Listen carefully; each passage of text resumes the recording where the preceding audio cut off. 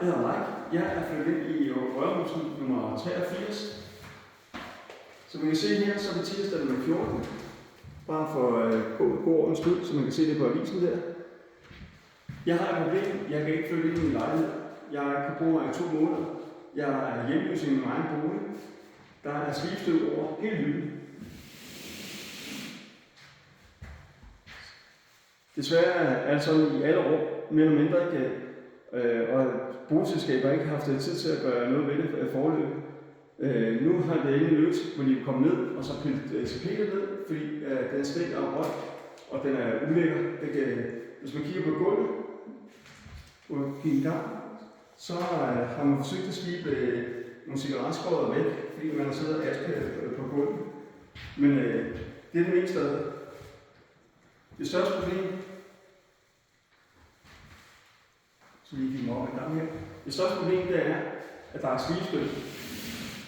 Som sagt, det er ikke en sundheds godt for nogen som helst. Ikke? Og det er ligegyldigt, hvorhenne jeg gør det. Jeg kan lige gøre det med den anden hånd her.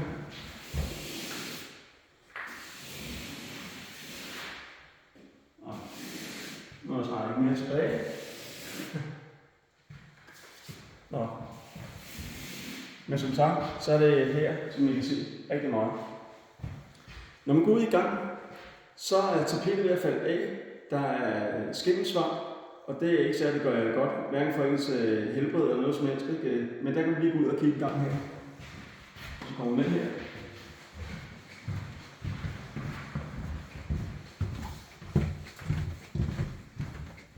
Hvis man ser hernede, så er der skimmelsvamp, og der er tegn på en fugtskade, vandskade. Ikke? Det er ikke normalt, at det buer op på den måde.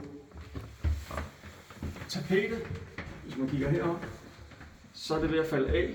Det er heller ikke særlig hensigtsmæssigt. Når vi går ind i soveværelset, går videre, jamen, så har man lavet sådan nogle mærkelige lappeløsninger ikke? Her rundt omkring. Og igen, hvis vi kører over tapetet, så er der slibstøv. Ikke? Så jeg sover ikke inde i soveværelset. Der er for meget. Ja. Hvis man så går over i klædeskabet lige herovre, eksempelvis, jamen så sker der noget her med noget skimmelsvamp også.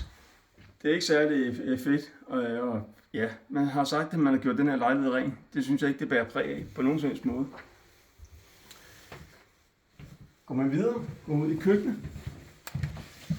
Hvis man går ud i køkkenet, så må man også kunne se, at der er skimmelsvamp nogle steder i skufferne. Der er slibstøv i køkkenet også. Kom med.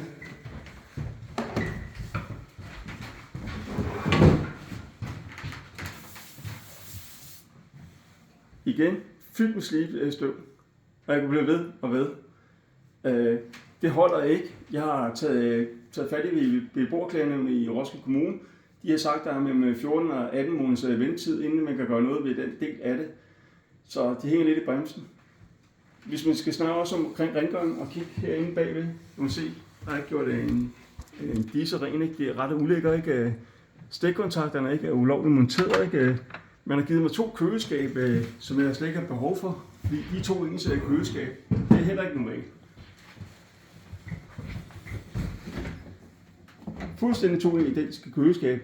Normalt så har man en fryser her og et køleskab her.